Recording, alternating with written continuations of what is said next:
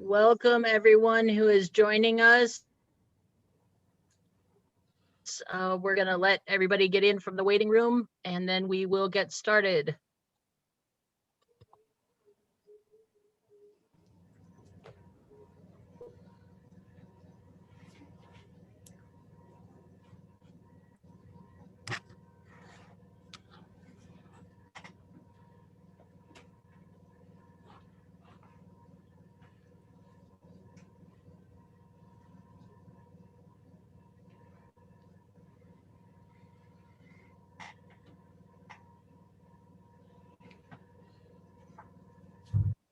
And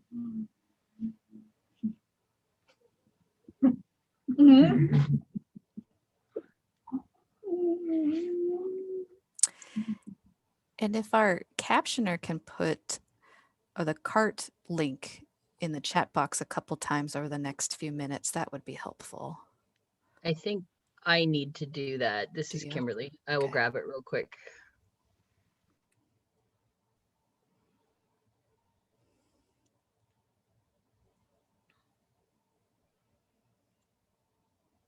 So for anybody who needs access to the stream text cart link, it is in the chat.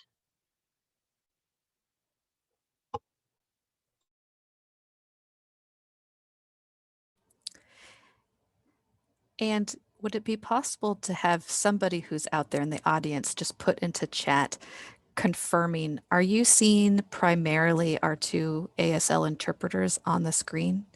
Yes or no? Awesome. Yes. Great. Thank you. Same question though, are you actually able to see the speaker as well? Are you? So let me, okay, so Robin's I've turned on my camera. Can you see me speaking in addition to ASL interpreters? Yes, yes. Okay. So the speaker will turn on their camera when they speak. So then you should be able to see that as well. I'm so excited. I figured it out.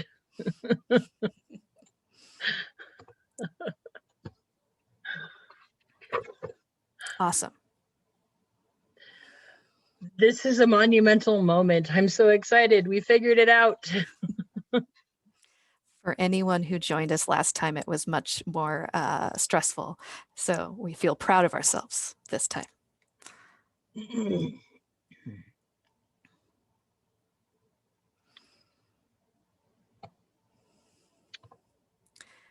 And Kimberly, I'll let you decide when you want to kick it off.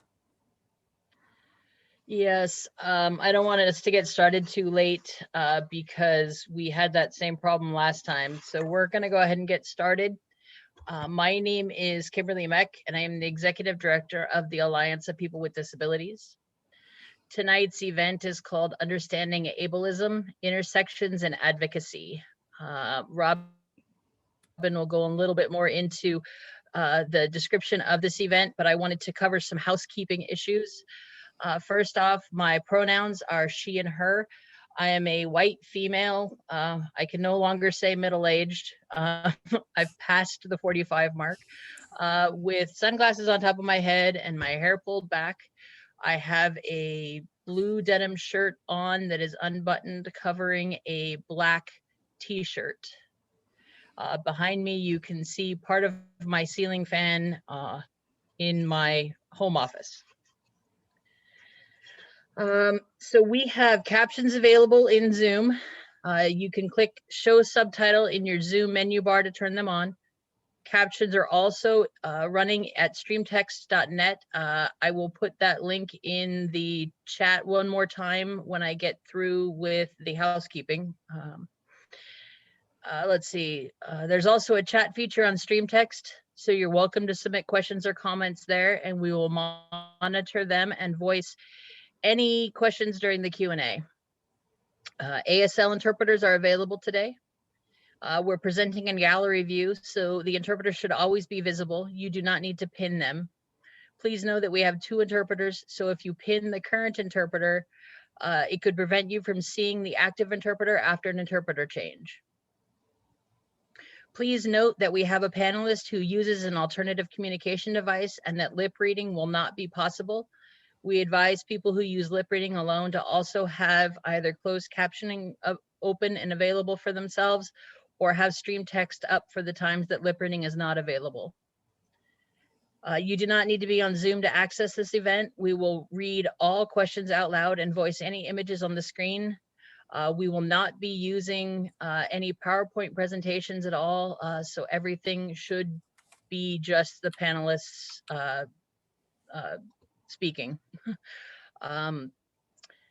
Let's see, the event is being recorded, and there will be a question and answer period after the panel presentation.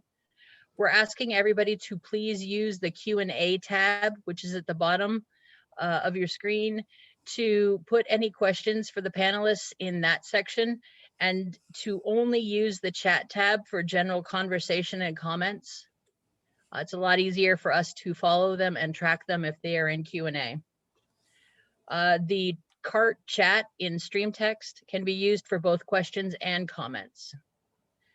Also, please note that we will use both person with a disability and disabled person interchangeably to recognize different people's preferences for person first or identity first language.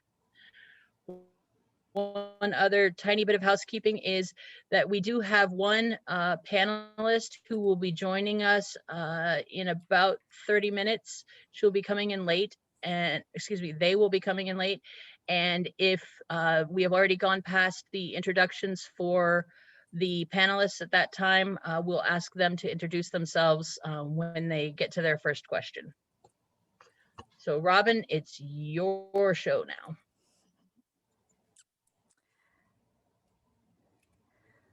Okay. Hi, everyone. My name is Robin Tatsuda. I'm the Executive Director of the ARC of King County. I use she, her pronouns, and I am a biracial cis woman with short, dark hair. I'm sitting in my office at the ARC, which is unusual because I almost never come here. So behind me is a window with the shades down and a whiteboard on an orange wall. And I'm wearing a dark sort of t-shirty like material with a scoop neck and a necklace that I tend to fiddle with. So let me kind of orient everyone to this evening. Many of you probably know that this is the second session of our Understanding Ableism series. These events are hosted by the King County Disability Consortium, which is composed of over 40 disability serving organizations and individual disability advocates and activists. The consortium was formed last spring as the disability community recognized how little the COVID response was considering our unique needs. Over the months, the consortium has advocated with King County to recognize and respond to disability as an equity and social justice issue. The county has expressed their desire to work with us and has been honest in recognizing that they don't fully understand the issue, which is what leads us to tonight and this event series. These Understanding Ableism events are led by the disability community, promoting disability justice within the King County enterprise. Last session, we started off small, and I say that with irony because this conversation is not small. Last session, we started by introducing concepts of ableism, disability intersectionality, and the importance of allyship across all civil rights work. Tonight, we're building on that discussion, as well as ensuring we have enough time for questions and answers from the audience. So we're really excited. The panelists that we had last month are here again this month. So we'll expand on some of the questions and things discussed last time and go from there. So I'm excited to be here and glad you're all here with us. Back to you, Kimberly.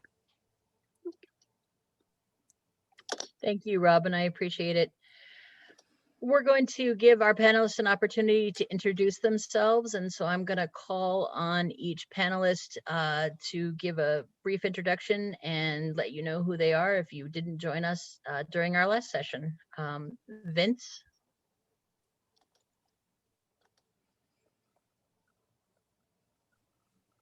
Hi, folks. My name is Vince. My pronouns are he, him, his.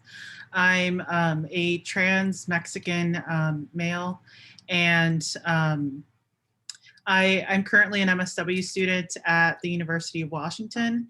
And I should tell you where I am. I'm currently in my bedroom, which is, it has light gray walls. It's completely plain. Behind me, you'll see a little bit of my bed, which is white. And then on either side, you'll see a like black and plastic container, like a drawer container, and then part of a cat cave.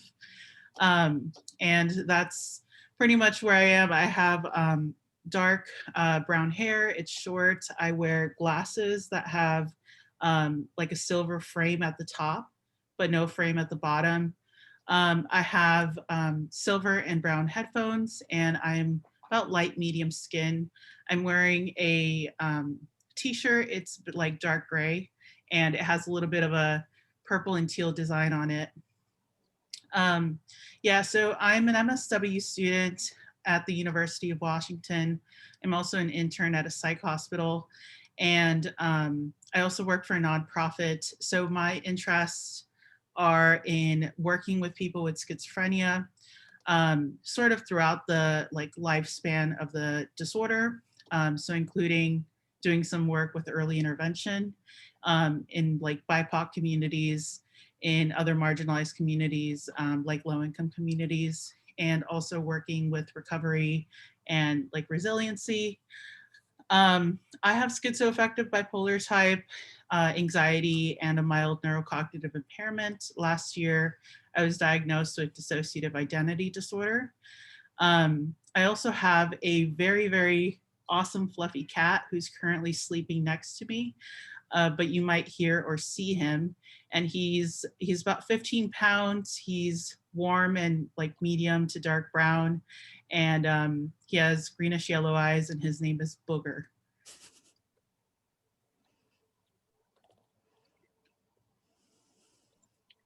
Thank you, Vince. I appreciate it. And I hope your co-panelist has a good rest.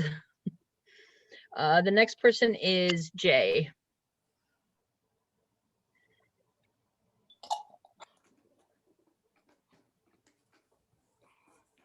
Hi everyone, my name is Jay. I'm Information and Resource Coordinator here, the ARC of King County. I use she, her pronoun. I am wearing a shirt and have long black hair tied in back. Behind of me is a virtual background of a pink room. At the ARC, I forward calls or emails asking about services and support to appropriate staff members on our team, because each of us has different knowledge in different areas. Sometimes I respond to emails if the topic is my interests. Also, I manage our online community calendar and resource guide, where I post updated information about disability services around King County area, reading materials, and deciding whether they are suitable for our families. I give presentations and training to community and share my lived experiences as a person with disability. My personal story helps people to understand the contents better. I run Smooth Talkers, monthly meetup for who use communication devices, and a support group for people with disabilities. Those are my main tasks, but I do other things as needed. Yeah.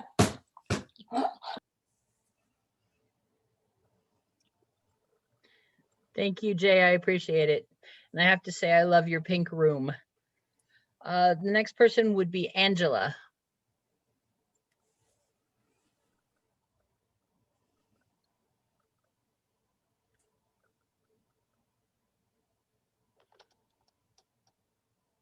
Muted. Hello, my name is Angela Thoreau.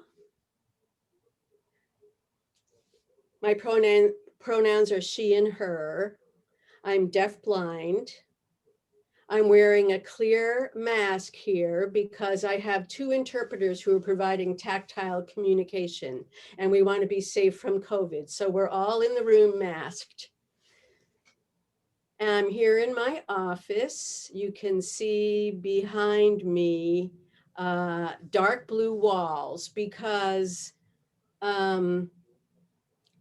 For deaf and deafblind people, it's good to have a dark background so that the hands in communication can be seen clearly. I'm an executive director as well here at the Deafblind Service Center. And I have a little bit of purple in my hair. My hair is back in a ponytail, and I'm wearing a dark shirt, and I'm wearing a ton of rings because I love them.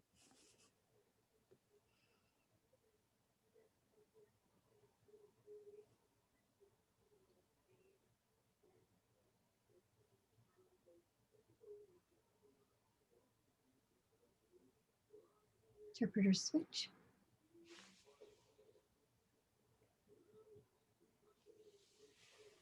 Thank you. I just wanted to give a chance for our interpreters to switch.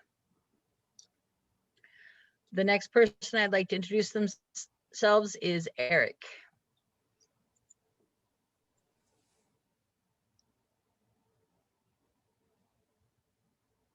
Eric, you're muted. Excuse me.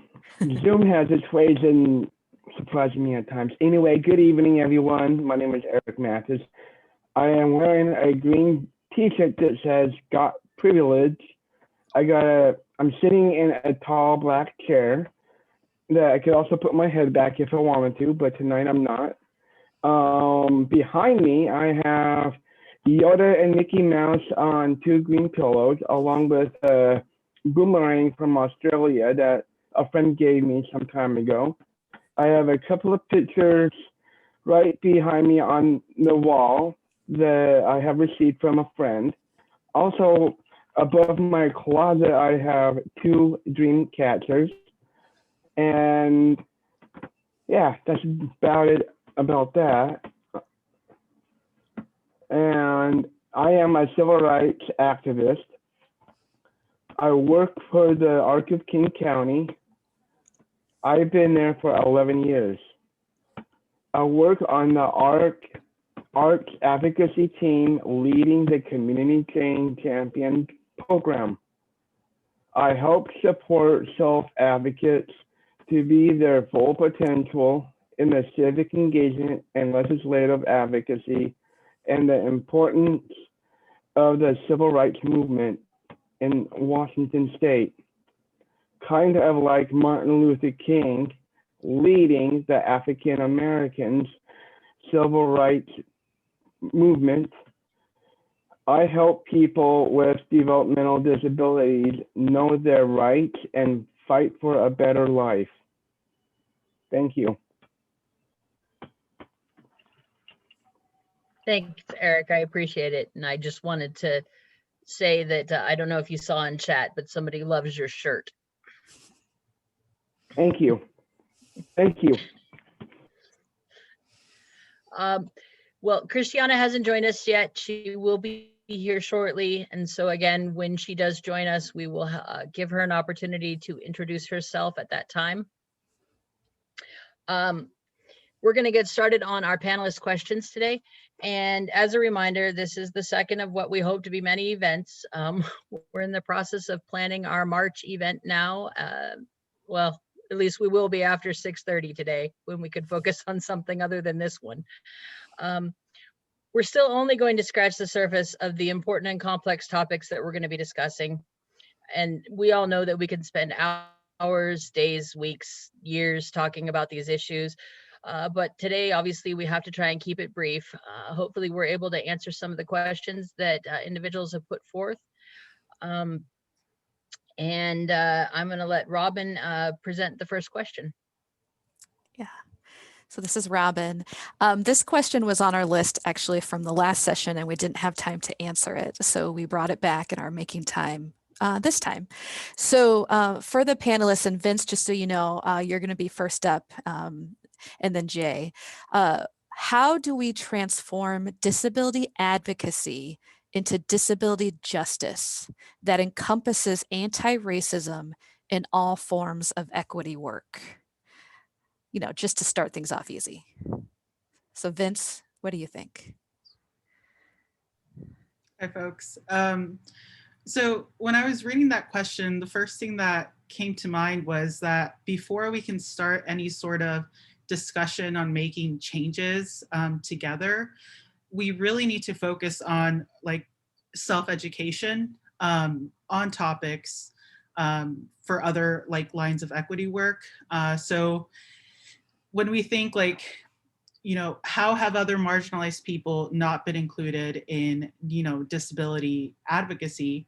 And I think learning about how they haven't been included and how they have been included, you know, maybe there's that. But I think education and not necessarily having like, you know, endless webinars and workshops and asking, you know, disabled people of color to go to your work and teach you. I think the best way to probably go about that is, you know, reading the education that's already there. So reading books on like anti-racism, like how to be an anti-racist, or, you know, reading other educational books by what is it called? The Disability Justice Primer by Simpson Ballard. That could be an educational resource. And like YouTube presentations, podcasts, there's a ton of resources that we could go for, so that, you know, marginalized groups don't have to continue to educate people, because they already have to educate, you know, people in daily lives. Like, and then another thing that I think we should do is sort of learn about our own implicit biases. So about other marginalized identities, so maybe about queer folks. So like Harvard has an implicit associations test, which, you know, it won't tell you everything, but it might give you some indication of like, you know, where you sort of lean. And I think taking those like knowledge of your own implicit like biases and taking like some other educational resources and sort of getting everybody on like a similar page, and then having that discussion. So it can be a productive discussion, because, you know, sometimes, you know, you're trying to have a discussion, one person isn't really up to speed, and, you know, part of that discussion is spent educating them. So I think that's one way that we can start to transform disability advocacy into disability justice, is just by sort of getting on the same page of like what has happened, you know, in the past, what is currently happening in the present, and how can we learn more about it to change it.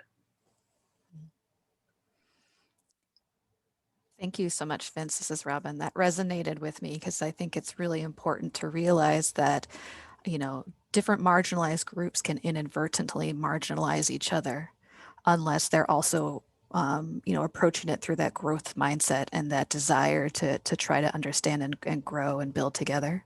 So thank you. I appreciate your thoughts and comments. Jay, you're up next, and Angela, you're on deck. So go ahead, Jay.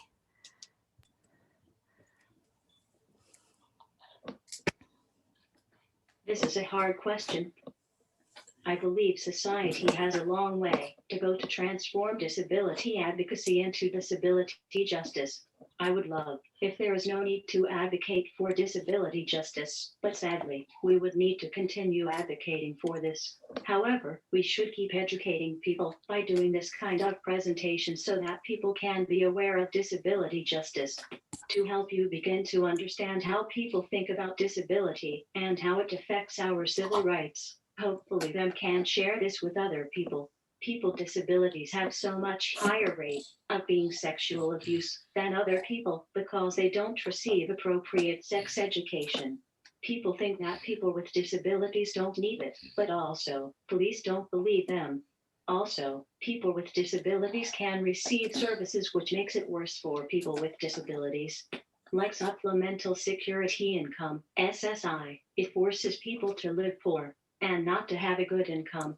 In Seattle, people cannot live with what the SSI provides them monthly.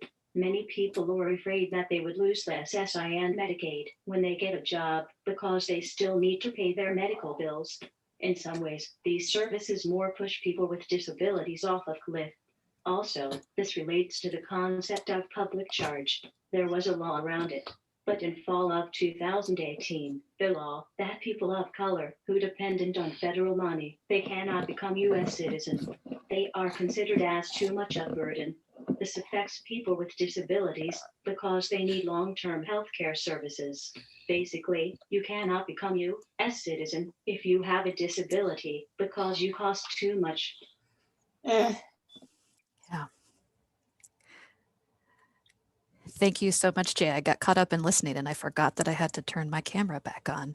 Yeah, there's so many layers to all of it, right? So many pieces. So thank you for bringing up different points to think about. Next is Angela, and then Eric, you're going to go after Angela. So go ahead, Angela.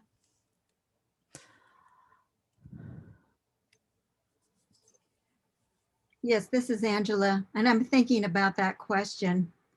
I know that deaf people and hearing people, those that can hear, deaf people are able to sign and can communicate with the hearing world by writing back and forth. The hearing world are able to listen to one another and have auditory language.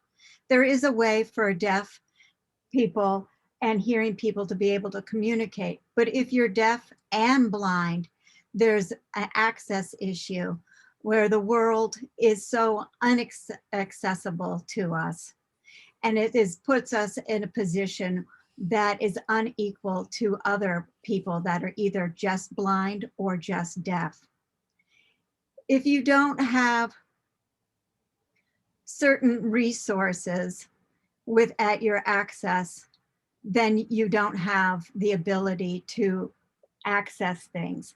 Much like if you don't have the ability, if you've got limited vision, to be able to make the font larger, to be able to read that, or if you don't have other means to be able to make this disparate world more equitable, then you're at a disadvantage.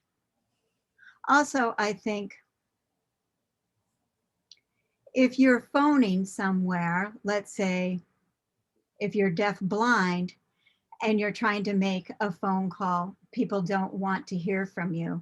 Or in a workplace, people don't want deaf blind people in a workplace. Now, there was a comment about being on SSI, and that does not provide enough for an equitable living situation. So for deafblind individuals, for them to be able to move outside of an environment like here in Seattle, you can't afford to live in Seattle. So you have to move either further north or further south, which as soon as you move out of the metropolitan area, your resources and services and access to services diminish immensely. So that means it can be a 2-hour bus ride just to get back into where you can receive services. So that in itself is inequitable. Thank you.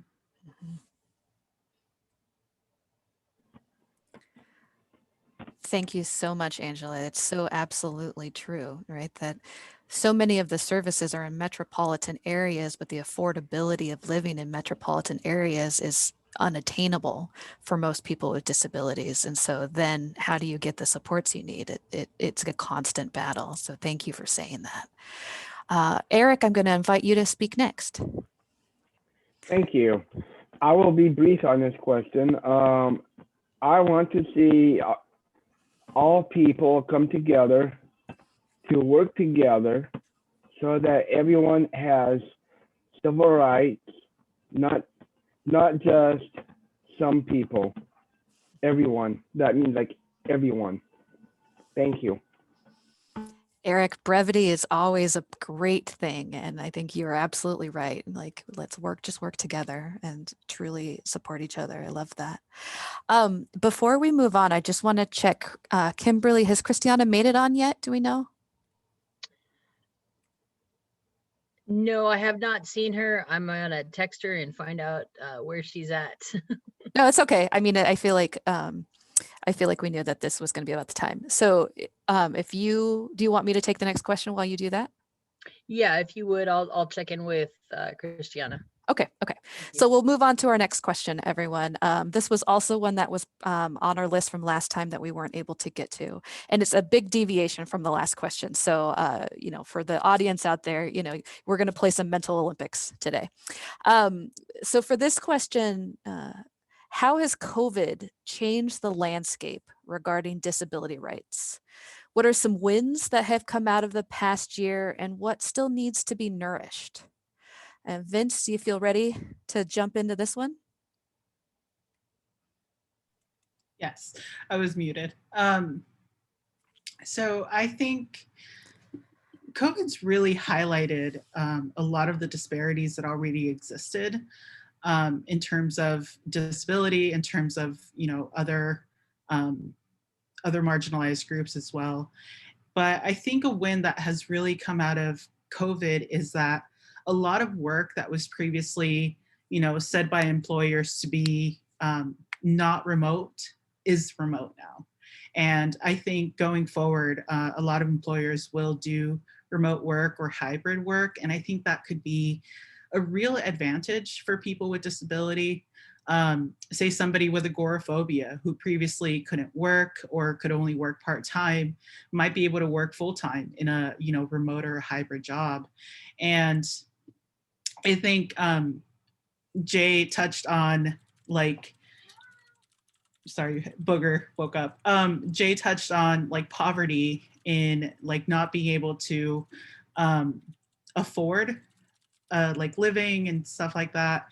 And I think, remote work might be able to allow some people to get, a job that is more meaningful to them and that is accessible to them because of remote work. So, and another thing that comes up is what still needs to be nourished. And I think the mental health of people with disabilities does need to be nourished. A lot of people that I know, especially with mental illness, relied on, being out and about or, socializing with people to get, their well-being in better, better well-being. So with COVID, not being able to socialize, not being able to go many places, a lot of people's mental health has come down, especially if socializing or going out was a coping mechanism, was a coping skill.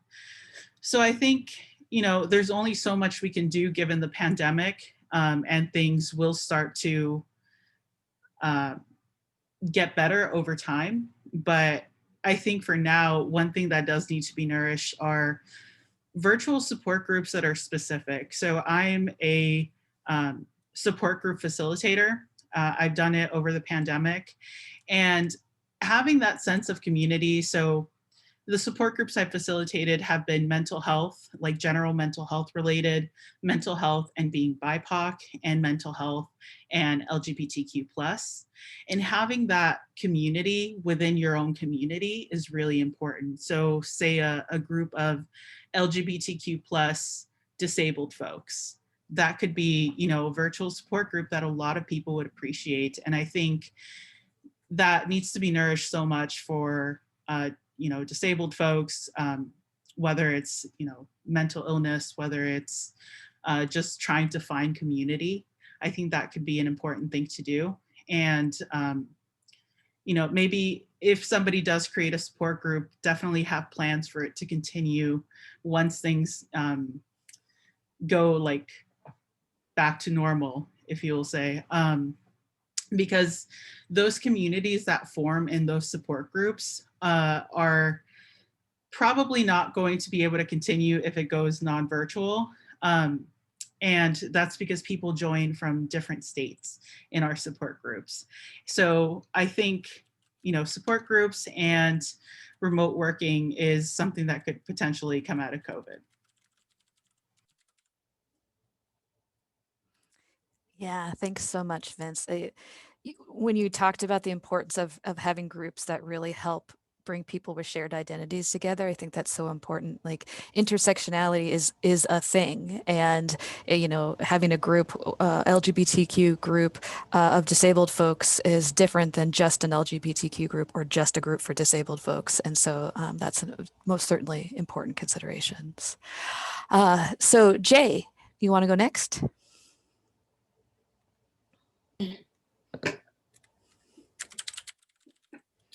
This COVID-19 has been affecting my life, not physically, but emotionally. Because of the virus and shutdowns, I cannot go to the office where I talk to my coworkers about my nagging mom. Of course, they are my coworkers, and I have a professional balance with them, but talking to them helps me emotionally since they understand me. And being in the office allows me to be away from mom, which is what I love. This isolation is one of the biggest barriers for people with developmental disabilities and their families. I'm so glad we at the ARC can support them through our virtual events. Plus, talking to other people also helps me feel less lonely and isolated. Also, I am worried about what will happen if my mom gets the virus. She's my only caregiver. What will happen to me then? I need her support for my personal care, and if she gets the virus, I have no idea what will happen. I won't even be able to go to work. Hopefully this doesn't sound like I'm a bad daughter and selfish, although probably I am. But this is one of my biggest concerns, and I know other families worry about this too. Yeah, Jay, you're not selfish. I mean, that is such a legitimate concern, and something that so few people realize, right? That in order for you to be able to do things in your life like work and be part of community, that you need care, and your mom right now is that person. And so if your care is not available, then the rest of the things that you do in life are not available. And that's really important to know. So thank you for sharing that, Jay. Angela, you're next.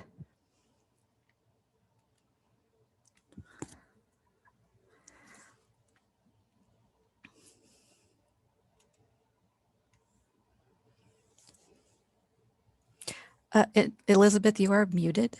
Yes, Thank sorry. you. So the issue of being 6 feet apart really affects deaf-blind people because we can't communicate with that kind of distance. Imagine closing your eyes and plugging your ears and going into a room where, you know, imagine how that feels. You can't even see who's there or communicate at a safe distance. So everything is on hold. All of our socialization is suspended during this time. We also rely on touch for communication, physical touch, hand-to-hand touch.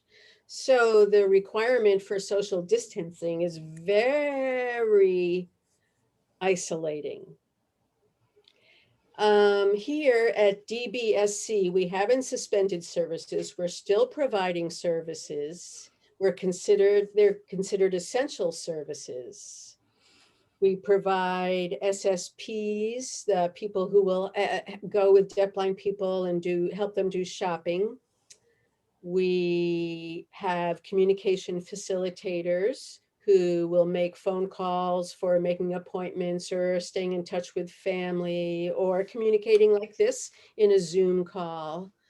And we have interpreters available for medical appointments. There are many interpreters who are not ready to go back to do live work like in hospital settings. And they're not ready to do tactile interpreting because of the concern for COVID. So the Office of Deaf and Hard of Hearing in Olympia set up a fund so that people can have appointments made from home. I think that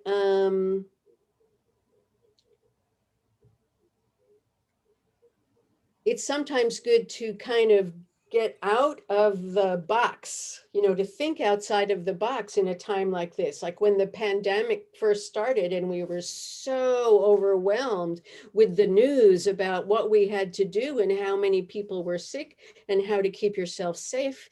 There was a lot of people who just didn't understand and were lacking the information.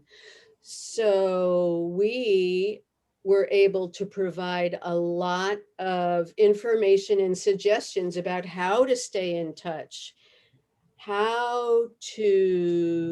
and we gave some tips about how to do some simple communication with basic English and so on.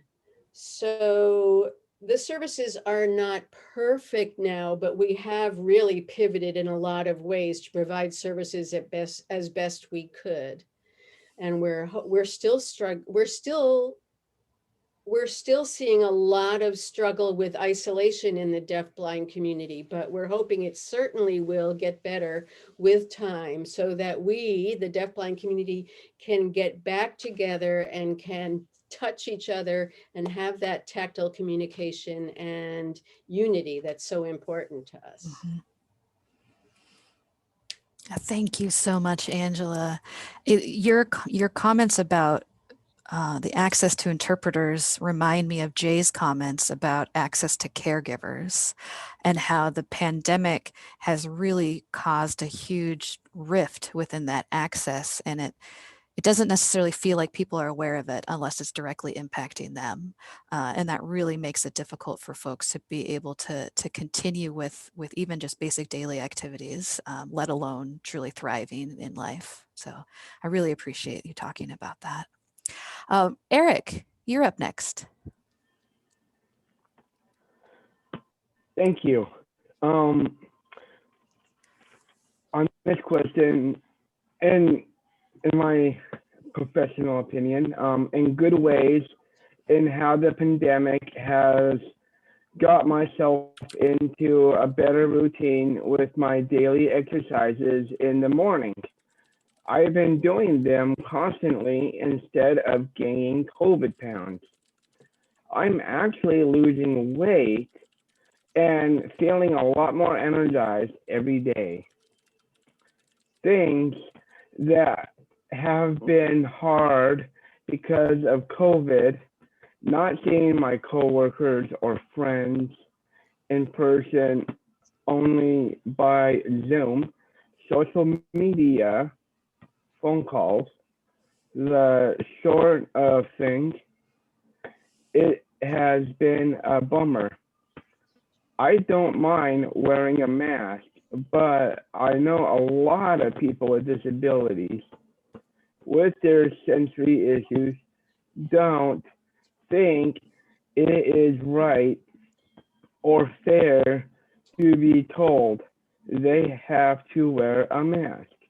I believe if you want to protect others, you have to do what you have to do to take care of yourself and to protect others from germs.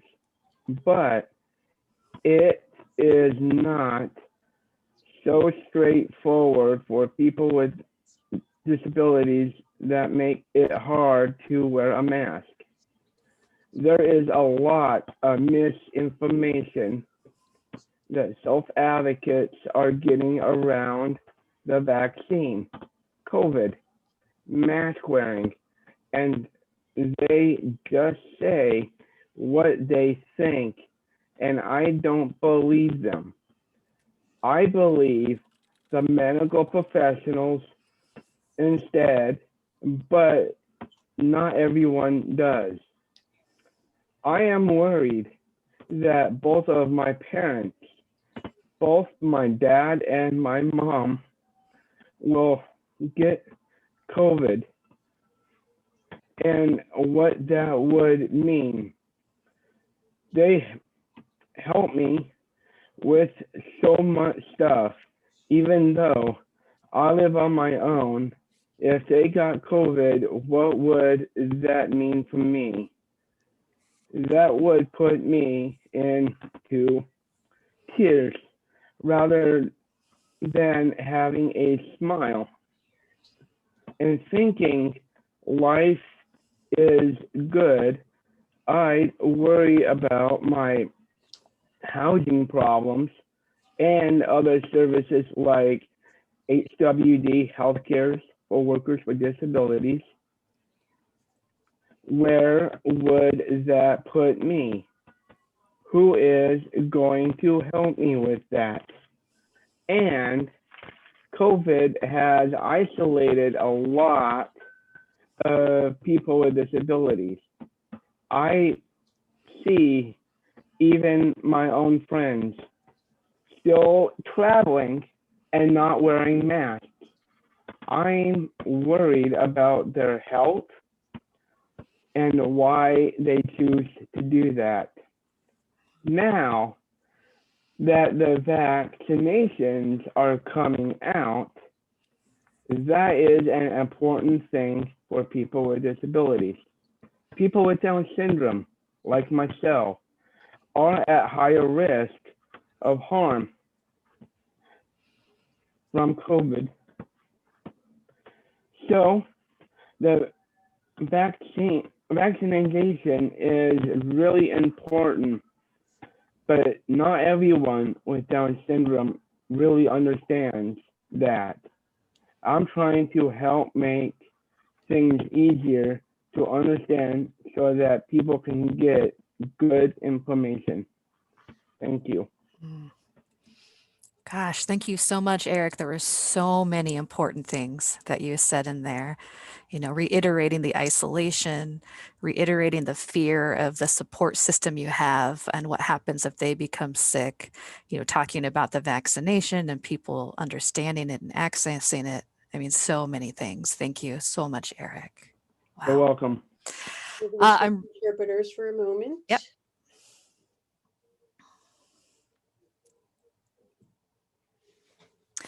So I'm excited because Christiana has been able to join us now. Welcome, Christiana. I wonder if you're able to introduce yourself first, share your pronouns, a bit about yourself. And then if you want me to repeat the question, I can. If you feel like you know what we're talking about, that's okay too, but you just let me know.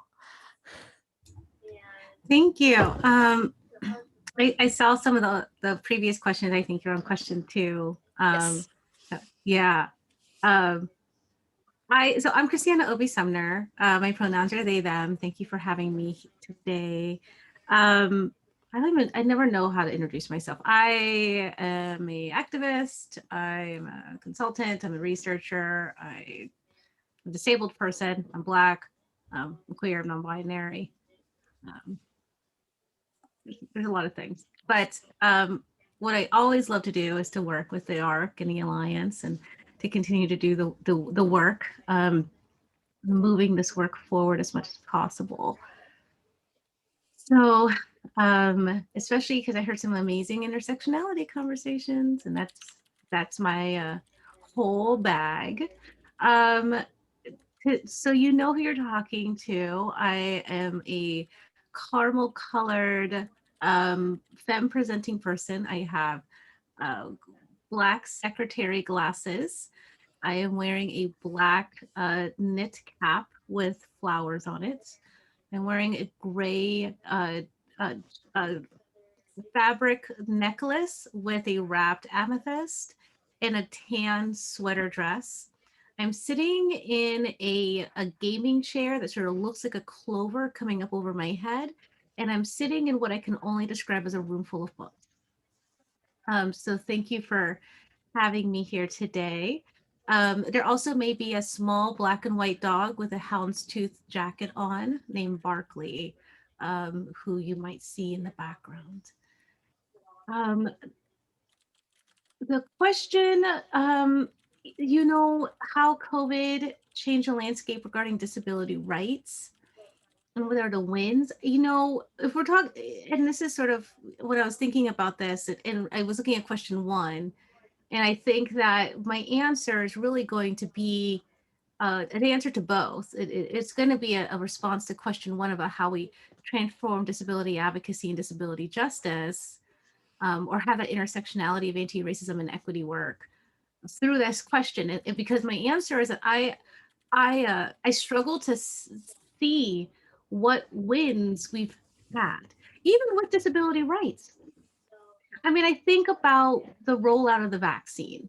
I am right now, I've been sick for the last few weeks because I got the vaccine on the 25th. Knew that side effects was a part of that. But it's more than that. And when I went to the doctor, it turned out that the disability that I have that led me to qualify for the vaccine is interacting with the vaccine in a way that extends that horrible period. My doctor still thinks that it's worthwhile for me to get it.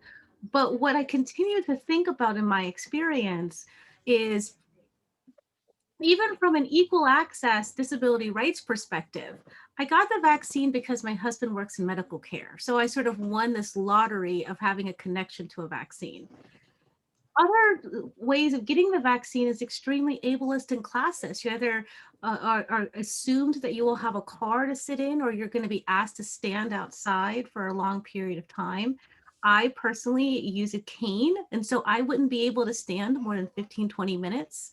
And then on top of that, like in my case, there isn't really a lot of information around what sort of work you have to do ahead of time with your doctor to make sure that the side effects aren't trying to do the opposite of what the vaccine's trying to do. Now, the second dose I'm getting next week now, maybe it might be better because I made a plan. But if we were to truly talk about ways in which COVID progressed disability, anything, rights, justice, liberation, I can't really say that I can see anything when we can't even guarantee that disabled folks can get the vaccine. And we're not even talking about the intersectional aspects of that in terms of racism and sexism and classism and homophobia and transphobia and xenophobia. There are these other issues that a person who is trying to go and get a vaccine to be prioritized for a vaccine and taken seriously when perhaps that vaccine is not working well. It's a lot to ask folks to do.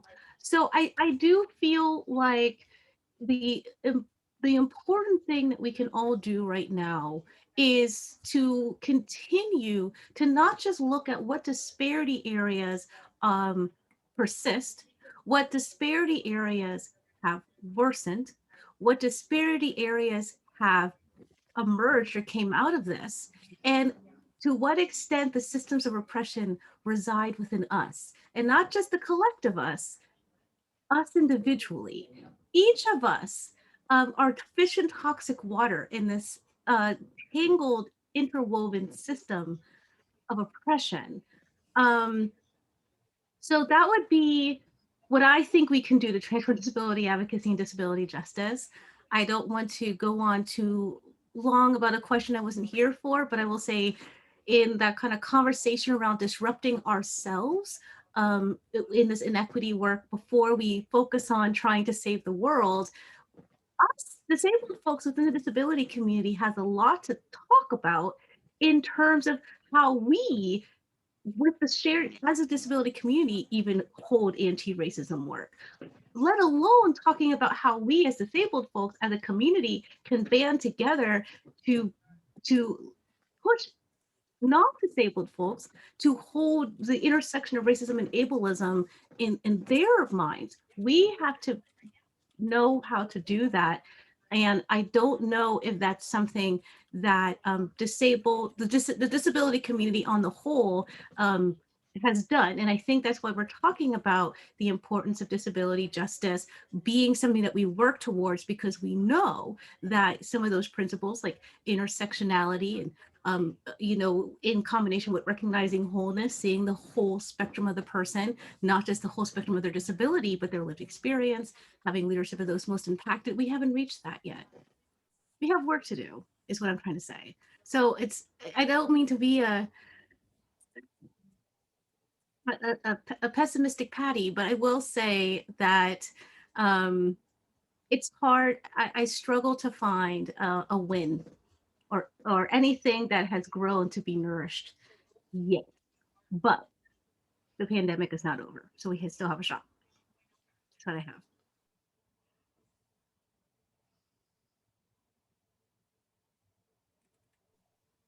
Thank you so much, Christiana. I would have to agree with you. Some days more than others. We do have a lot of work to do, and I'm really hoping that these presentations can potentially lead us forward to at least making some baby steps in getting equity for the disability community, and even understanding more about the issues that we as a community face. The next question that we have is about language. We had a lot of questions posed to us in regards to the questions. Excuse me, let's see, in regards to the questions that attendees asked at the last event. And we'd like to know how you as disabled individuals talk about your disability. How do you want other people to talk about it? Perhaps discussing topics like people first versus identity first language, or other terms that are used like diff-ability or special needs or CRIP, or any other terms that come to mind. First person up, Vince, is you, and then Jay, you're on deck. Hi, folks. So I use person first and identity first language for myself sort of interchangeably. It's just kind of like how it comes out when I'm in conversation. You know, I might say I'm schizoaffective. I might say I have schizoaffective. And so it really just depends. I don't feel a strong way about it anymore. I used to feel pretty strongly about only using person first language for myself, because whenever I would hear, you know, identity first language for like schizophrenia, it was never something good about, you know, person with schizophrenia or a schizophrenic person. It was always sort of said in a negative context, you know, maybe followed by some like ableist terms. And so I really tried to sort of distance myself from that. But I've had the diagnosis for a few years now and sort of just use both. If I say like, you know, if I say I have schizoaffective bipolar type, you know, when I include the bipolar, then I usually just use person first language. And I tend to favor person first, especially when talking about others, or for example, in, you know, papers that I write, I'll say people living with psychosis. But I know I have like friends personally who are very, who really want to use identity first language for themselves. And, you know, if somebody wants to use identity first, I will respect that. And I think others should respect that. So if you know somebody who says, you know, I'd rather be called, say, I'm bipolar, a bipolar person, I think it's important to respect that. I think it should be, you know, our choice in terms of how we identify with our disability. And yeah, for me, I sort of just kind of take a neutral ground on it these days, at least.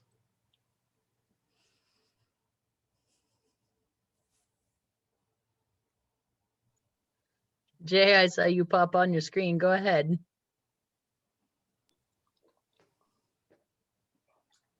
There aren't right ways to talk about disability, which might not be what you wanted to hear.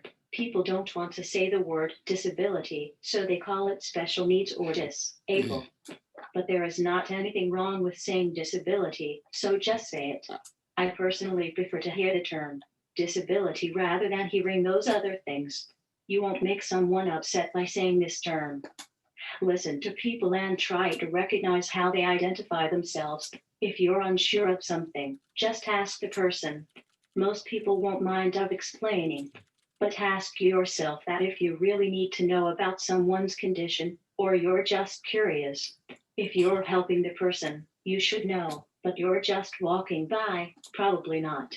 Call people by their name. It doesn't matter whether someone has a disability or not unless you are supporting them with medical stuff. I am still Jay even though I have a disability. I think this kind of stuff gives people with disabilities internalized oppression because people don't even like say the word disability. Also, considering about first language versus identity first language is important when talking to people with disabilities. People first language emphasizes the person, not the disability. By placing the person first, the disability is no longer the primary, defining characteristic of an individual, but one of several aspects of the whole person. On the other hand, people who prefer identity first language for themselves often argue that their disability is an important part of who they are. They are proud of their disabilities. This is a big deal in Audism community. As I have mentioned, there is not right way to talk about disability. But the most important consideration is whether you speak out of respect and recognition of the individual as a human being just a label. It is hard because those rules change quickly, and we should not use certain words all of a sudden. I would like you to remember that it's okay to make mistakes, as we all do, but be aware of how you treat people with disabilities and correct yourselves as you do. Move on and don't make the same mistake again.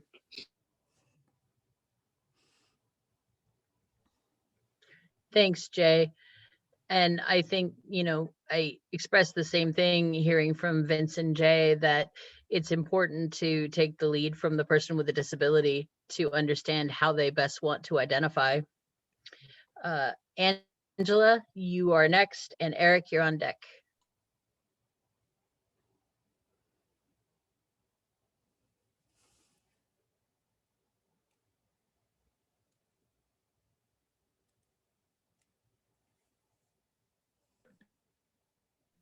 This is Angela speaking, and I'm proud of my identity as a deafblind person.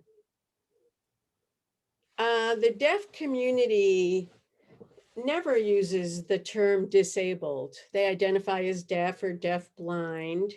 And sometimes people ask me, oh, why are you deafblind? How are you deafblind? What is your disease? There are different categories of Usher syndrome, and I have Usher syndrome 1. And that is, Usher syndrome is one of the primary reasons for people becoming deafblind. So Usher syndrome 1 causes a narrowing of the field of vision. And Usher syndrome 1, people who have Usher syndrome 1 start out with an identity and with being deaf, and then gradually lose their vision. Usher's 2, people start with some loss of hearing, and then, so it varies between the different categories of Usher syndrome. I identify myself as being deafblind or in the right. So if in a profile, if I'm identifying myself in a profile or identifying myself in a, written communication, things like that, I identify myself as being deafblind. And if someone wants more specifics, then I will say I have Usher syndrome 1. So that is my identity. I'm deafblind, I'm a lesbian, I have Usher syndrome 1. It depends on the event or the community in which I'm identifying myself, which is my primary label of those labels. But generally, I identify myself as deafblind. It's interesting. When I was younger and I had more vision, I considered myself big D deaf. I identified as big D deaf. And as I got older, and as I got older and I realized I had Usher syndrome, I was in kind of denial about that. And as my vision decreased with age, I started to identify as deaf blind. I started to accept the fact that I am deaf blind. So it's a matter of acceptance of that condition affecting the embracing of that identity.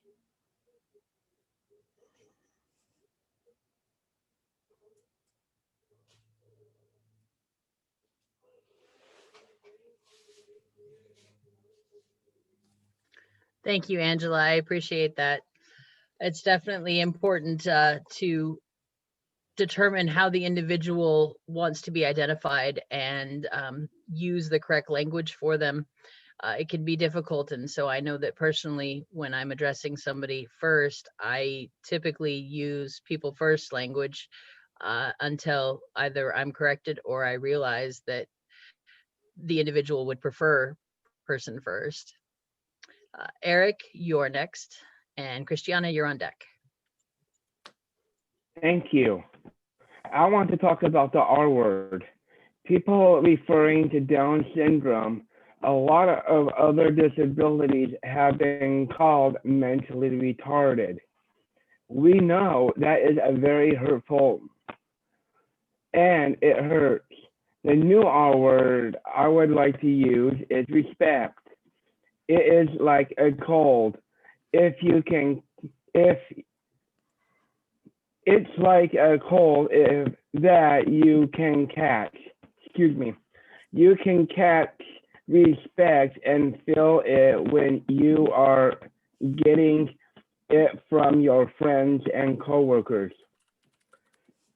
When I was younger, I'd come home from school and tell my mom that kids were calling me retarded, but I know I'm not the R word. The R word is hurtful, and it is like a label on people, but labels should go on jars, not people. Thinking about person first language versus identity first language, I don't have a preference.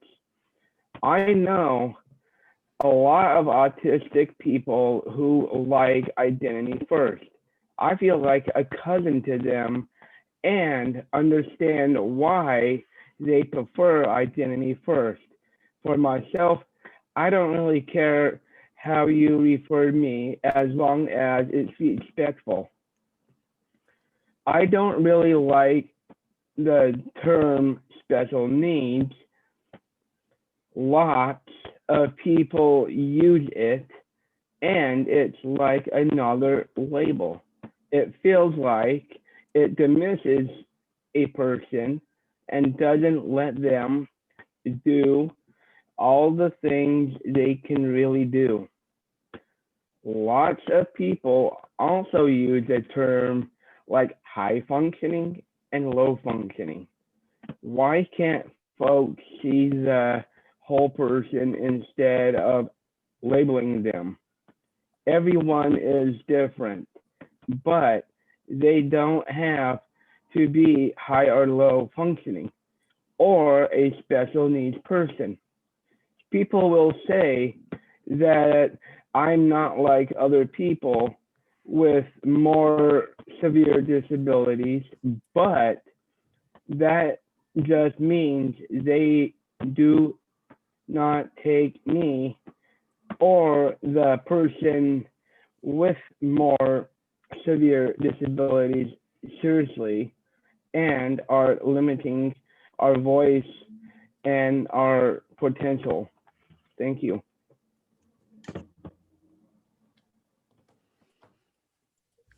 Thank you very much, Eric. Appreciate it. Christiana?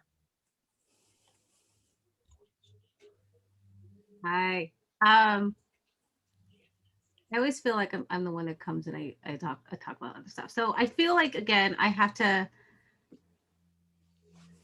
I feel like I have to explain the question with a different explanation than the direct answer to the question. And the reason why is because the real answer for me is that, number one, yes, every example that you had would probably be something that my reaction would range from wanting to do a call in and have it be a learning moment to wanting to throw hands. And also acknowledging that language is a construct, and a construct is essentially what it means when people come together and there's a thing, and then they make a word, or they come to an agreement about what the thing means, and then that often means adding a word to it, labeling it, classifying it. And that process is something that we do as humans all the time, whether we know it or not. Like if this water jug, and I'm holding up a blue metal water jug with a black top, and if I didn't have this blue metal water jug and I instead had, say, a plastic water bottle, there are certain things like that that we, certain societies will say, oh, well, that person, that must mean this person is not as, it doesn't care as much about the environment as someone who would, say, have the metal water bottle. And that is a construct. And the reason why I say that is not to minimize or diminish the experience, being disabled, because this is a real thing.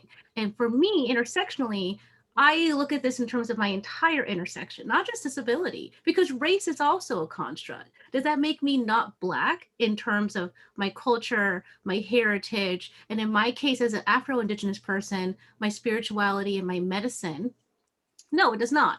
All of those things are experiences that I have because they've tangibly happened. But the way that we have created meaning around it is something that is fluid. And so for some folks in my family, being called Black is like the fifth thing they've been called in their life, because they've been called Black, African American, person of color, colored person, Negro, all these different sorts of things, right? So language changes.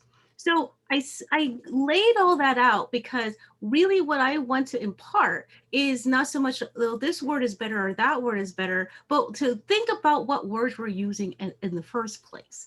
What is it that is making you feel uncomfortable about using the word disabled? What is it about the word disabled or person with a disability, or, or if preferably being connected to disability justice communities that are giving calls to action of how the language is shifting and what folks would prefer to be regarded to. What is it in your body that is leading you to want to use terminology that either you have sort of, let's say, passively taken as, oh, this is the way things are, which is a construct, or that you have created because you felt uncomfortable saying the thing, which is also a construct. And that is really a conversation that I can't tell you what to do, because that is coming from within inside of you. I can't tell you what makes you want to use, say, a term like differently abled as opposed to disabled. But what I can tell you is ways in which to look inside of yourself and ask yourself the question as to why you would use that. And if I was to talk to someone about disability in the moment, this is the same conversation I would have for them. So if you're sitting here and you're nodding your head, that's what I would say to somebody. Is I would ask them, what is it about just saying that I'm a disabled person, saying I'm autistic, saying that, I'm mad, I'm sick, I'm schizoaffective, I have all these things. What is it about that is making you so uncomfortable that you have to come up with a different term than the one that I'm using actively in my speech, than the one that you've seen me use in my, if you're connected to me in social media, than the ones that you've heard me say about myself throughout the time that you've known me? That's really, I think, where it's at. I've been in 2021 on this kick of like this encouraging folks to disrupt themselves. That would be the call to action I would have in this case. And I know language is wonky. I I only research things like social construct and how we create language because I'm autistic and I don't understand the things, and I don't understand when I was coming up and I was told that this wasn't right and I didn't develop right and I'm not playing right and I'm not talking right. And I'm like, well, what is right by whose standards? What are those things? And those are the sort of questions that I just encourage folks to ask, especially if they not only use, but they have witnessed folks using these terms. And perhaps if we have, if there's long story short, I think that, what it is that you can do to fractal that impact out, whether it's disrupting yourself or trying to disrupt what you can. I would really encourage that, because I think that that we're definitely in a time right now where our language and our meaning and our symbolism is shifting very quickly. So I would love to provide resources around this if anyone's interested in sort of language and social construct and how our bias comes out of that, which is like what I research. So Thank you so much, Christiana. There's so many layers to it and complexities to it. So I'm glad that you spoke to that. I appreciate it so much. Just so everyone knows, based on where we are in time, we're going to do one more of our planned questions and then allow time for audience Q&A. So if you're out in the audience and you have questions you're thinking of, please put them into the Q&A box, not the chat box. And that's how we'll track any audience questions, and we'll try to respond to those. So for the panelists, the last one that we've planned for that we're going to talk about tonight is question number 4. And it's really for anyone who feels comfortable talking about this, because it can feel very personal. But we want to talk about internalized ableism. Maybe you can describe what it is, what's important to know about it, how it might show up in your life, and what you want from others, just in relation to the concept of internalized ableism. So we'll go in the same order, and we'll start with Vince, and then Jay's on deck. Hi, folks. So the way that I've understood internalized ableism is really, so, as a disabled person, we are experiencing, words that others say to us, words that are in the media, and things that our family say to us, things we read. And not everything is positive, we are shaped by our environment partially, or a lot of us is shaped by our environment. And, that environment isn't always accepting of, as we've seen, it's really not accepting of disability.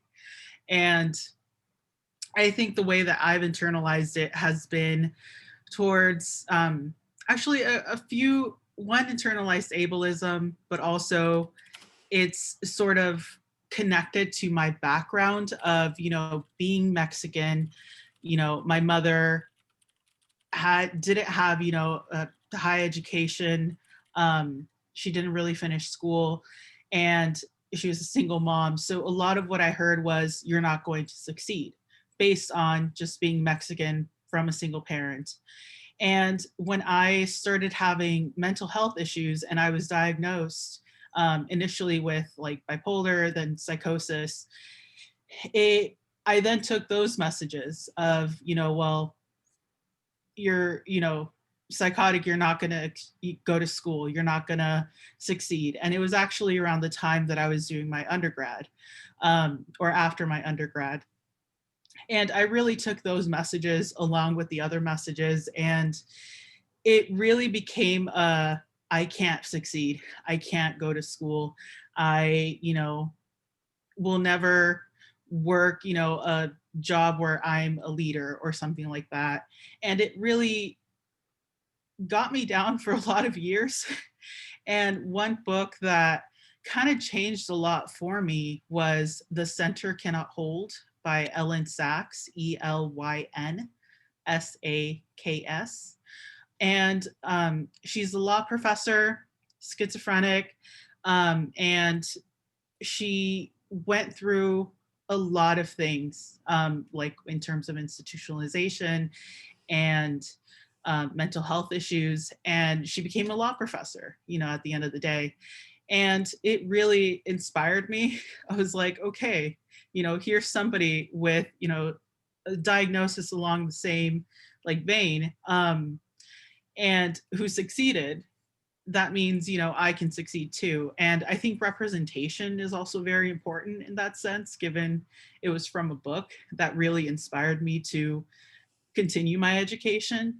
And so it does tie into sort of, I guess, Christiana always brings up like intersectionality, and it's so true, you know, had I, you know, not received those messages of, you know, Mexican kids with single parents don't succeed in life, maybe the messages about psychotic people don't succeed in life wouldn't have affected me as much.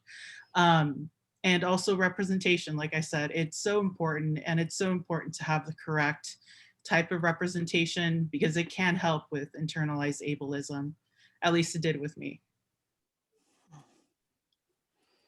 Gosh, thank you so much, Vince. That I just want to recognize the kind of emotional labor that goes into talking about these different topics, and especially something that's very personal, such as the concept of internalized ableism. And I just want to express my thanks to each of you, and especially right now, Vince, for sharing, because I know that it's not easy. So Jay, you're up next, and then Angela, you're on deck.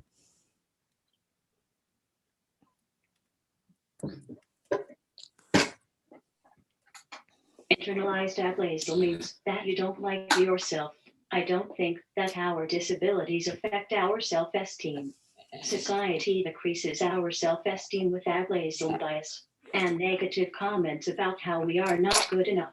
Imagine living your entire life essentially being told that you are not good enough the way you are, and in fact, the way you are should be hidden or changed. The suicidal rate in autism community is 9 times greater than general population. People with autism are forced to act normal and hide their disability. They call it masking.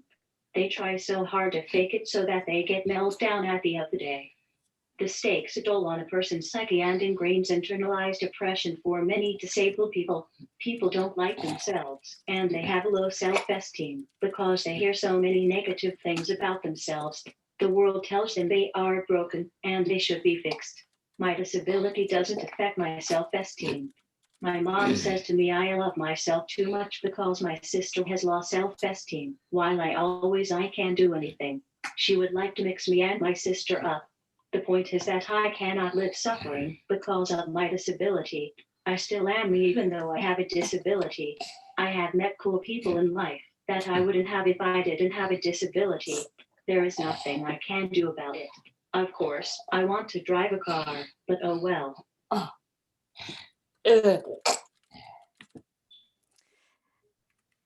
Thank you so much, Jay. Angela, you're up, and then Eric, you're after Angela.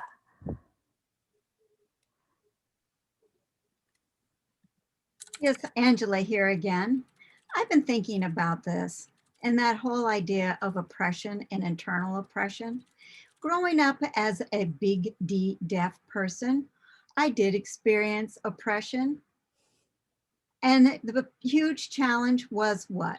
Communication, basic communication with the dominant culture. I saw a shift in myself when I started to lose my vision.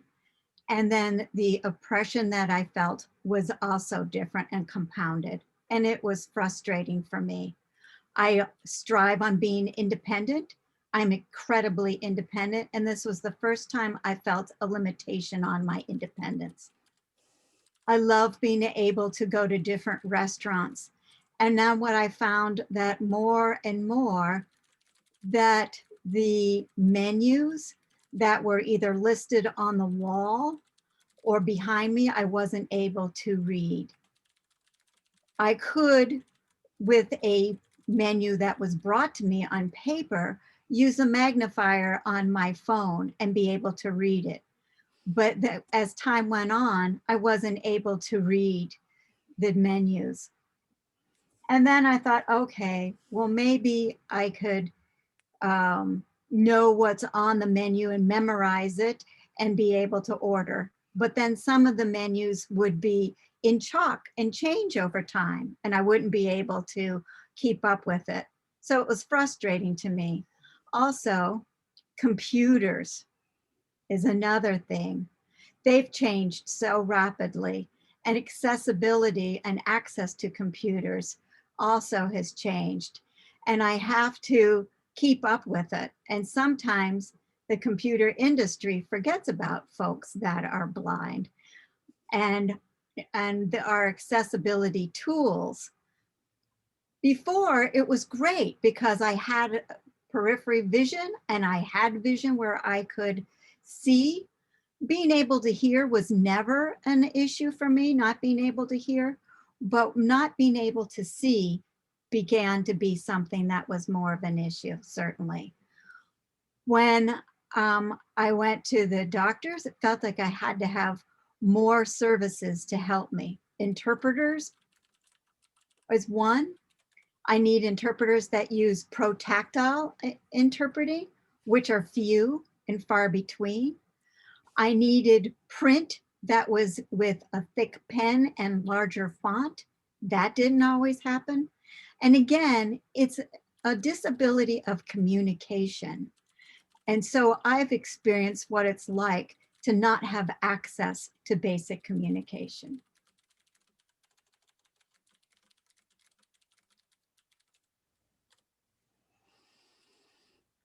Thank you so much, Angela. Yeah. Okay, Eric, and then Christiana. Hello. Yes, there are many times that I wish that I didn't have a disability, so I know what it's like to experience life without a disability. But my disability is my identity. I wouldn't be me if I didn't have the disabilities that I was born with. I am proud of my disability and all of the things I have been through. I have learned a lot from my experiences. It has been my best teacher. I haven't always been proud of my disability. Sometimes I think too much, and I'm hard on myself sometimes. I'm only human, and I can be hard on myself. Some people with disabilities might not like their disability. I tell them that they are human and it's okay to be frustrated, but also that their disability is a part of them and that is okay. That their disability is a part of their identity and what makes them awesome. Thank you. Thanks, Eric. I love that because it's part of who you are and what makes you awesome. That's cool. All right, Christiana, what do you think? Internalized. So internalized ableism. I feel like I'm the worst at these panel questions. So there's within, you may have heard like the conversation around like privileged versus like marginalized or oppressed identities. And privilege is not to say that you don't have any hardship. Privilege is to say that you don't have to think about some of the things that a person who doesn't have that particular identity has to think about. So for example, 2 years ago in Washington State, we passed the natural hair discrimination ban. What that means is that there are certain people who the way that their hair naturally grows out of their head has traditionally or historically been seen as unprofessional, unkempt, dirty, messy. those hair textures are disproportionately the hair textures that Black and brown folks have. So very tight, kinky, coily hair, larger afros, cornrows, braids, locks, those sort of things. There has been people who have been, like, say, kicked out of their jobs or kicked out of school because of it. Now, the reason why I bring this up is to give like an example of what is sort of internalized anything looks like. Because in my experience in the Black community, internalized anti-Blackness is this belief that your hair cannot look like the texture that comes naturally out of your head. Your hair should look like someone who would have a smoother, straighter texture, which is mostly disproportionately the way that folks who are European, Euro-American, white would have.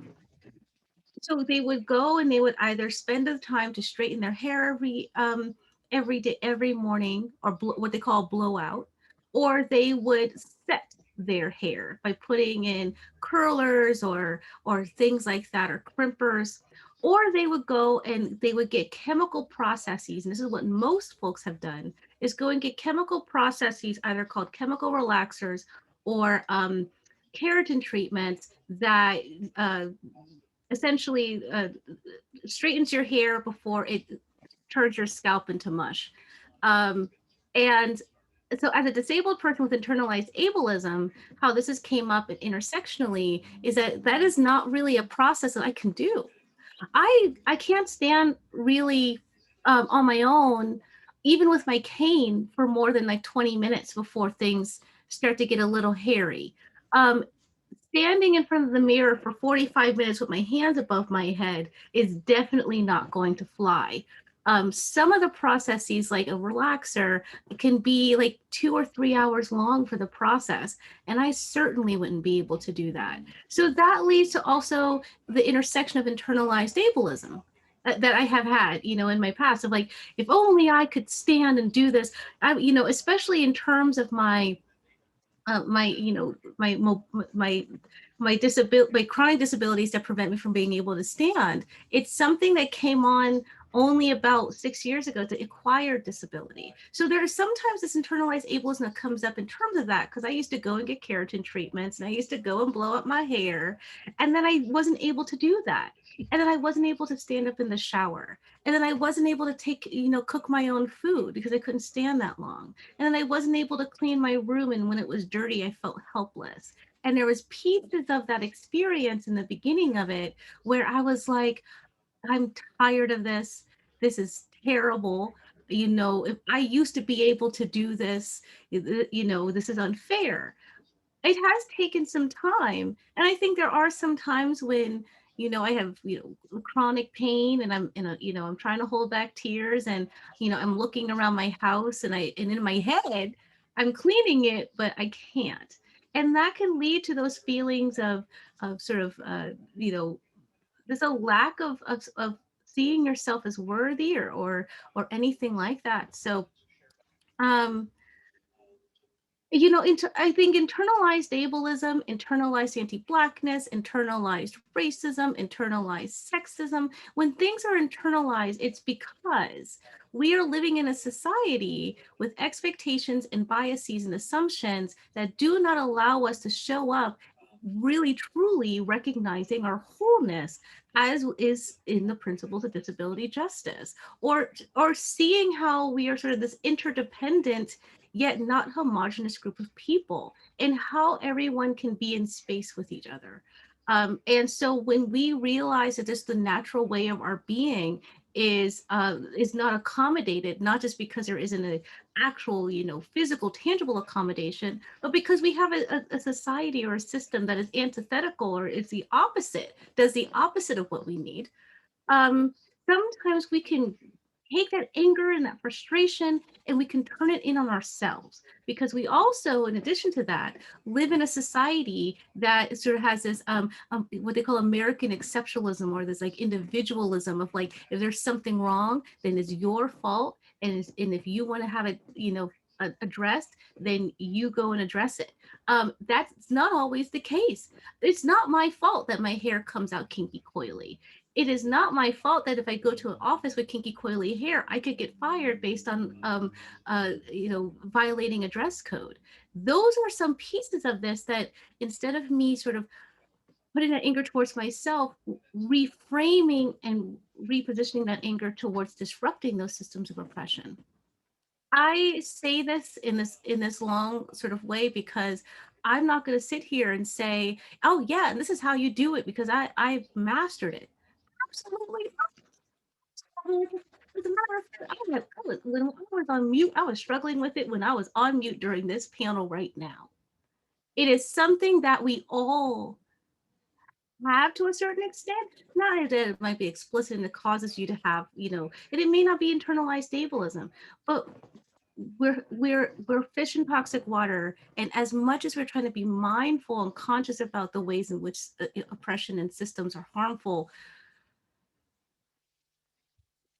we're in it. And so I think that the work throughout our life is going to be, what can we do to continue to love ourselves and to practice those disability justice principles, especially collective liberation, and how we can continue to love each other. And if anything else, as bandwidth and spoons allow, being able to hold the hope for folks when they can't hold it for themselves, and hold hope for you if you can't hold it in that time. I think it's something that I come across all the time as an advocate and as a consultant. And so if there is anyone here that's experiencing internalized ableism or anything internalized, I hope this is an affirming conversation, that it isn't you necessarily that is the issue. It is a dissonance between what society has set as an archetype of what is right and good, again, constructs, and the realities of our lived experience. So I'm excited to continue to do panels and work with folks like the panelists here in the ARC and the Alliance, because it allows me the opportunity to continue to move that work forward and see if we can someday have a society where we don't have to, second guess and turn our anger inward simply because we exist.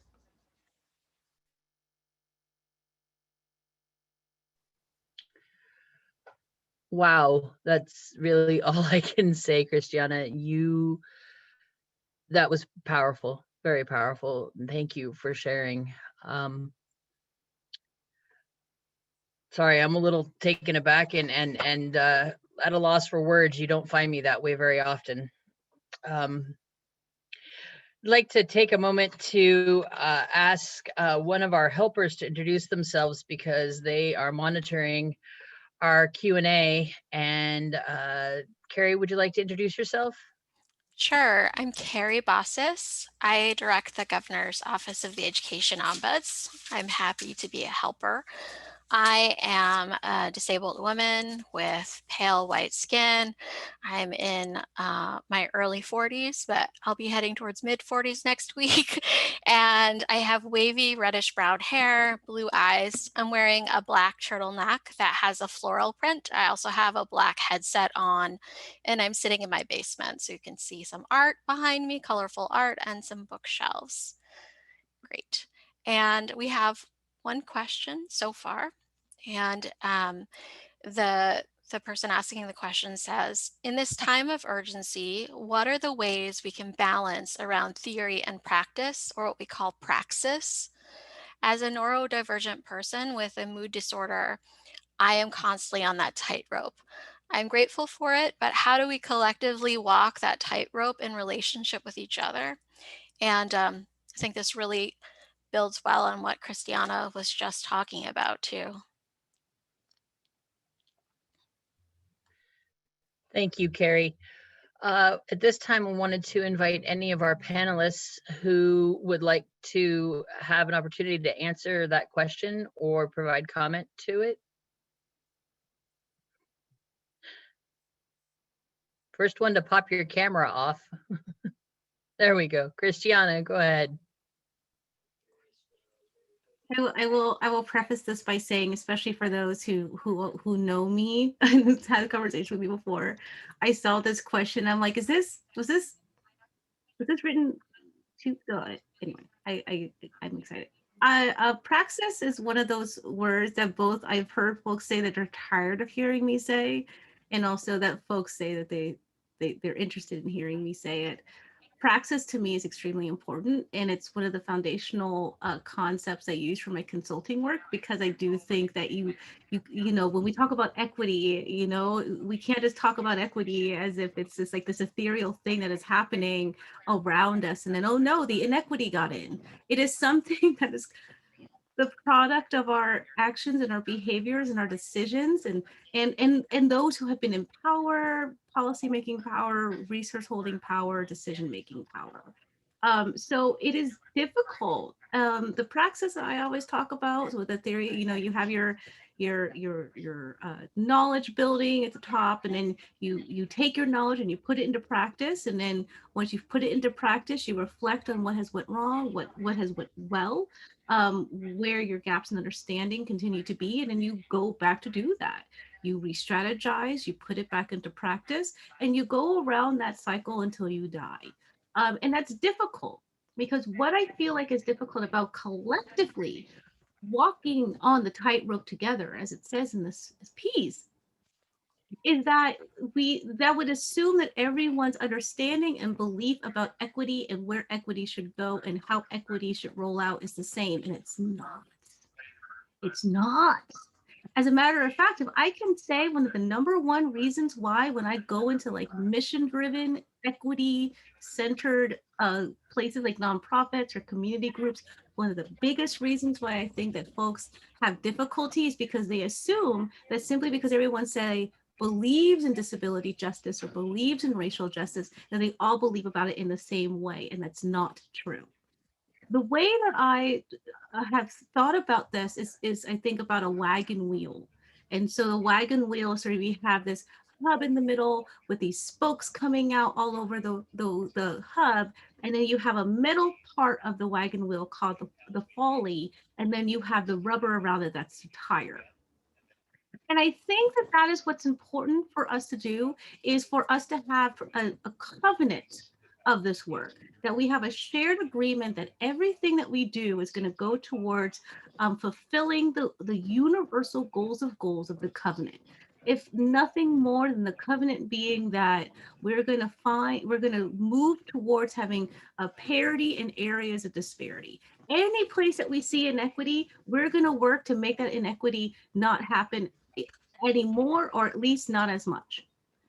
And but that hub of getting to that can have multiple approaches and multiple pathways based on who you are, what you believe in, the nuances of it. Because even within Black Lives Matter, it's the Black Lives Matter folks who are more sort of like your Huey P. Newton followers versus your Angela Davis followers, you know, and these are different sort of schools of thought and different approaches and different strategies. Not saying that any one of them is right, saying that all of them can help us to reach a universal goal. So what I would encourage is for us, as we are on our journey, to use a concept from Adrienne Maree Brown's book, Emergence Strategy, that we seek to fractal our impact out. So what can we do in our equity work that is going to influence and impact other folks, that is going to want them to, you know, to move towards that equity goal? And then also to find what their strength and their best tools in their toolkit are to reach that goal, which may not be the same strengths and tools that you would use to move that goal.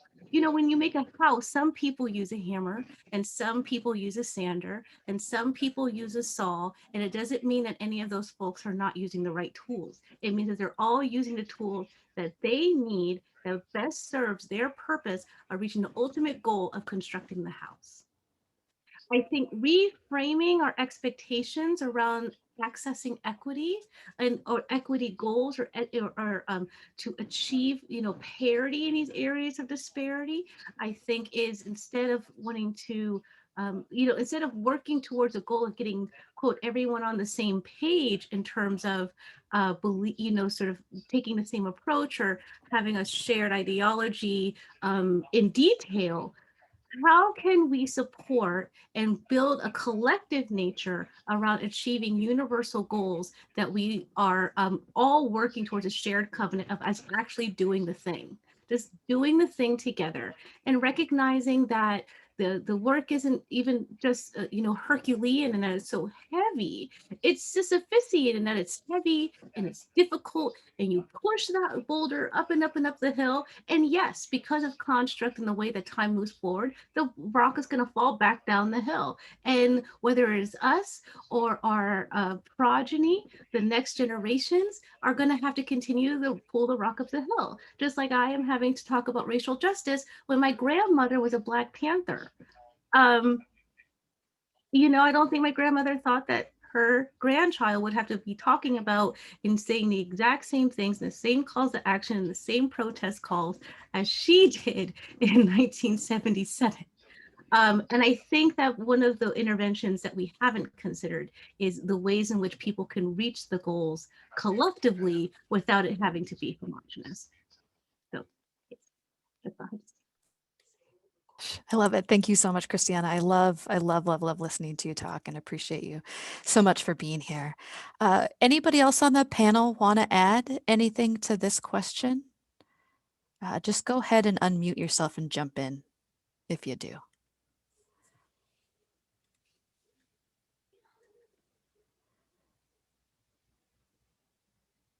I'm not seeing anyone jump in, which is fine. Absolutely no problem. So I want to invite the audience. We've got about 15 minutes left today. And so please, if you have questions, go ahead and put them in the box. But I'm going to go back to one of our scheduled questions because right now nothing's come up. Okay. So for the panelists, I'm going to go back to our question number 5, if anyone has thoughts. The question is, a lot of folks before this event had submitted questions early, asking about invisible disabilities in different ways. So I wonder what you all think are important considerations regarding invisible disabilities, how ableism impacts those with invisible disabilities, how anti-ableist practices include those with visible and invisible disabilities, and how folks with visible and invisible disabilities can be allies with each other. So Jay, do you have any thoughts on this? And then also after Jay, first Vince, my bad. Vince first and then Jay. Hi, folks.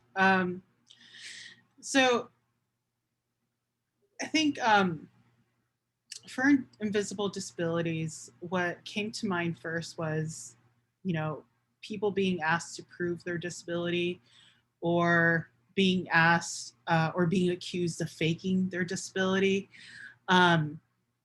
Just because, society has this picture of what a disabled person looks like, whether that's physically or psychiatrically. There's this picture of what somebody looks like. And when that person doesn't meet that expectation, some people just aren't believed about their disability. And it reminds me of one of the first questions that we had in the first panel, where I brought up you wear it well or something, or I would have never guessed. So you could say that my disability is an invisible disability, according to people who perceive me that way. And while I've never been asked to prove it, I have been asked a lot of invasive questions, which is in a way proving it. If you don't have those experiences to share, then obviously you're not disabled. At least that's the thought process that I think some folks are having. And it's actually really kind of really uncomfortable to be asked those invasive questions, just to, show it that you have a disability. And when I say you, I mean me. I have a tendency to talk that way. But yeah, so it also leaves me in sort of this feeling that I have to prove it or that somebody isn't believing me. I guess I sort of internalize that as well. Sort of like, you know, oh, this person doesn't believe me, better overshare to like prove that, you know, I do have a, you know, psychiatric or like a mental illness. And, you know, I think that's one way that ableism does impact people with invisible disabilities. It's that like, if you're not displaying your disability out in the open, like on your body or however, then you have to show you have that disability, you know, and somebody has to see it to believe it or something. I think that's, yeah, that's what it's called. But yeah, I think that's one way that it shows up, and I'll be interested in what others have to say.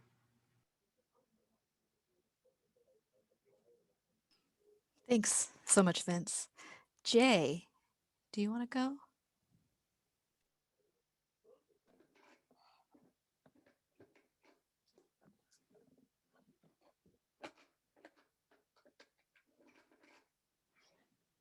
We tend to categorize people into one label and don't recognize their differences. Also, there are many forms of disability, but people often think of physical when it comes to disability. People mostly think of a wheelchair when they are asked to describe what a disability is, which affects our thinking and actions. This makes hard for us to accept many disabilities. We have exceptions of what a disability should look like, and it is hard to shift our perceptions. Because of lack of awareness, people with invisible disabilities need to work much harder to receive accommodations. Their disabilities aren't easy to be proved, and society judges by what they see. Those people are the ones who need to go through all the challenges. Medical providers often someone is too high functioning for them to receive the services. This is common in Audism world. We really are rating them based on how they look or their ability. We can advocate and educate the community together. Agree on this because Jay, you've muted by accident, so we missed some of the stuff you were saying.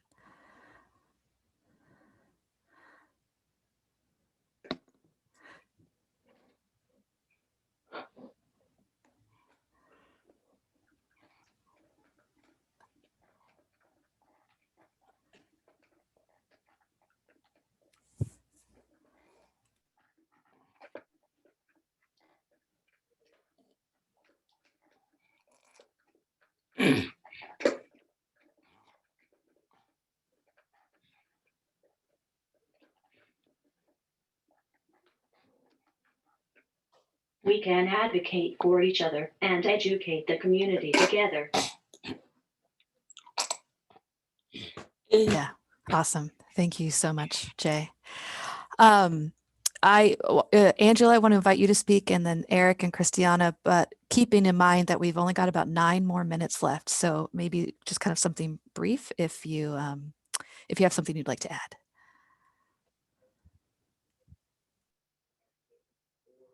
This is Angela, and I can be brief.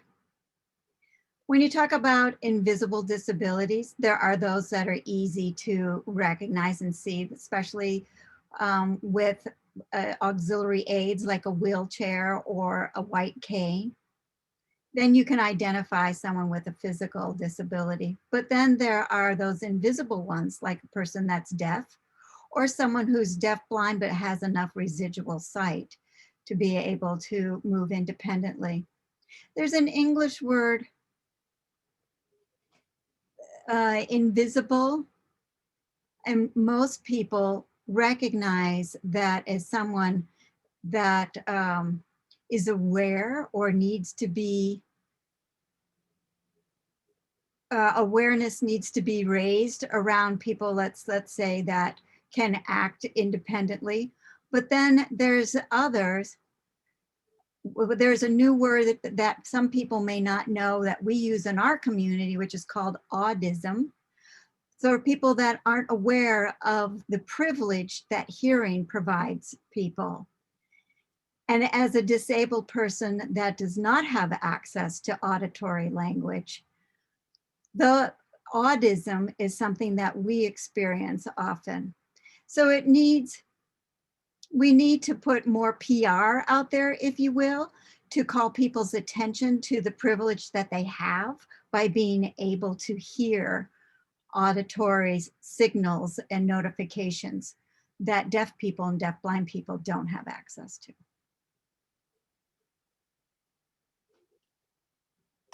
Thank you. Thank you so much, Angela. Eric, do you want to add anything? Yes, I do.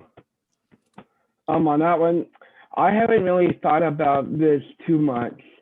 To me, it doesn't really matter. If you tell me you have a disability, I'll believe you. And I hope that we can fight for civil rights together.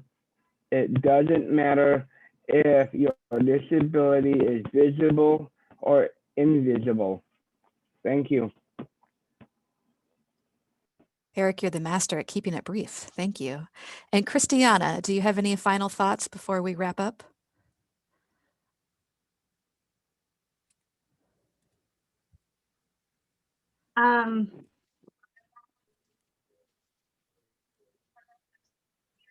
We have a tendency as a society to rely on sort of what folks present out loud, and I think that's why there's things like masking or code switching, because we sort of know that. And I think with invisible disabilities, of which I would say, until, like I shared earlier, until my acquired disability, where now I use a cane, my disabilities were invisible, and the difficulty with that, especially when you have other intersectionalities that also are marginalized or oppressed. There's like this intersectional erasure, which means that they won't acknowledge it. They won't acknowledge that you have a disability because they're too hyper focused on it. So as a Black autistic person, this was my experience in school, because as a Black child coming from poverty, coming from certain neighborhoods and areas where they were like, oh, well, this child must be acting this way because of their home, because of trauma, because of bad parenting, because of all of these different sort of things that we're hyper focusing on. It must be a behavioral issue because this child is Black and poor, as opposed to maybe this child is autistic.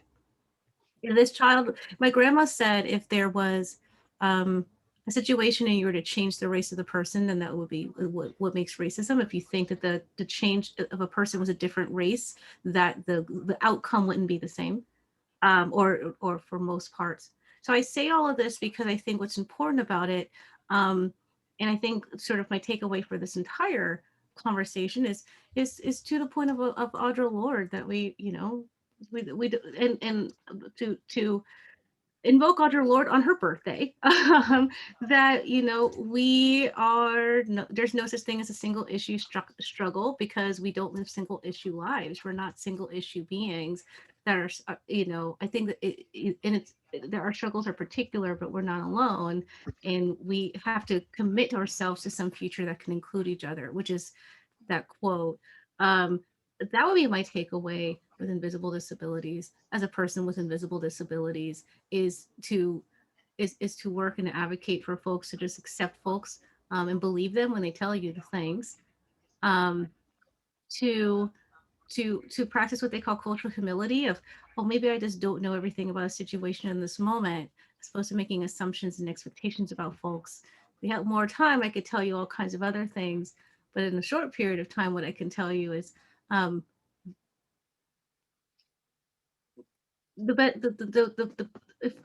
what would best help me as a person with invisible disability is not for you to be able to save the world, but for you to be able to save the world from yourself. So if you can disrupt yourself in any ways that you see these systems of oppression in you, that would be just as much of a, if not a, just as large of an impact, if not perhaps more, than, you know, you being able to go and accomplish some large organizational or societal wide thing. We can do that together, but I just need folks individually to consider how they may be, you know, part of the larger fabric of what's going on.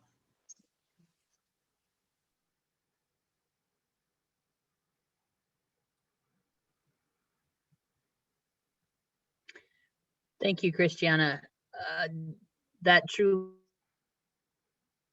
is an awesome thought to end on, that we need people to be aware of where they are in the larger fabric of everything that's going on.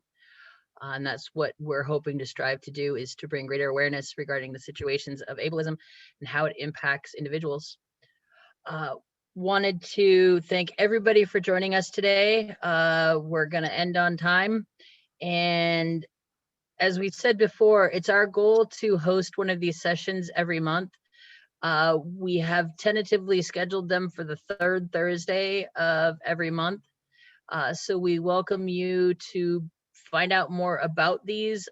In March, the King County Disability Consortium will have a website, so we will be able to post a schedule for them. In the meantime, just keep your eyes open on your emails, and we will get the notice out sooner rather than later about the next event. We hope that you will continue to join us and continue to be part of the society's growth toward education and understanding disability and ableism. Thank you, everybody. Have a great night. Thanks, everyone. Take care.